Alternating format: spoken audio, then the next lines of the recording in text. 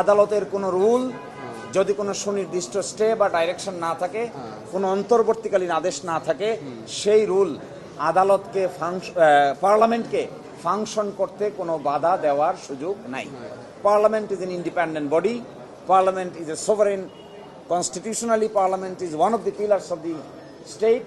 Parliament function করতে কোনো অসুবিধা নাই, কিন্তু যদি ছোটা দেখাইতে চান যে এটা এখানে পেন্ডিং আছে তাই আমরা করব না, এইটা যদি হয়ে থাকে স্ট্র্যাটেজি, তাহলে it will B a political blunder in future.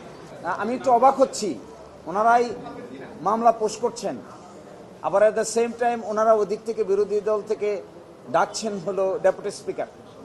তো ডেপুটি স্পিকার জুলাই চার্টার না হলেও দেওয়া যায়, there is a constitutional provision. সেই জায়গায় তারা করছেন কিনা, যদি তারা না করে থাকেন তাহলে জুলাই চার্টারের 30টা ঐকমত্যের বিষয়ে একটা ঐকমত্য হলো, যেখানে বিএনপি সহ সকল দল একমত, কারো কোনো দ্বিমত নাই, সেটা হলো বিরোধী দল থেকে ডেপুটি স্পিকার নিম্নকক্ষে হবে এবং উচ্চকক্ষে বিরোধী দল থেকে ডেপুটি স্পিকার হবে। যদি তাই হয়ে থাকে তাহলে এটাকে আবার আদালতের সাবজেক্ট ম্যাটার বানিয়েছেন কেন? That is what is a pertinent question. যদি ঐকমত্যই হয়ে যায়, ঐকমত্য স্বাক্ষর করেছেন, ইলেকশন হয়েছে, অফার করছেন, আবার এট দ্য সেম টাইম এটাকে আদালতের সাবজেক্ট ম্যাটার বানাচ্ছেন, what is the reason that? ভাই, এতে কি একটা সুযোগ সৃষ্টি হলো কিনা ভবিষ্যতে গণঅভ্যুত্থানটা অবৈধ ঘোষণা? গণঅভ্যুত্থানকে তো অবৈধ ঘোষণা করবে তো দিস, ফলে আমরা মনে করি এইটার ব্যাপারে অবশ্যই তারা দুটো ভুল করেছেন, বড় ধরনের ভুল। একটা ভুল হলো যাদের শপথকে চ্যালেঞ্জ করা হয়েছে তাদের কাউকে পক্ষ করা হয়নি।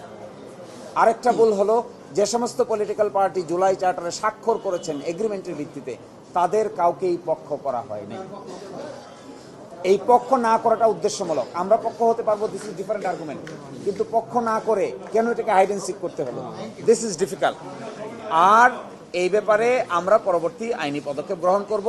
আর আমরা এক্সপেক্ট করি পার্লামেন্ট আদালতের এই রুলের দোহাই দিয়ে এই কর্মকাণ্ড পরিচালনা করা থেকে বিরত থাকবেন না।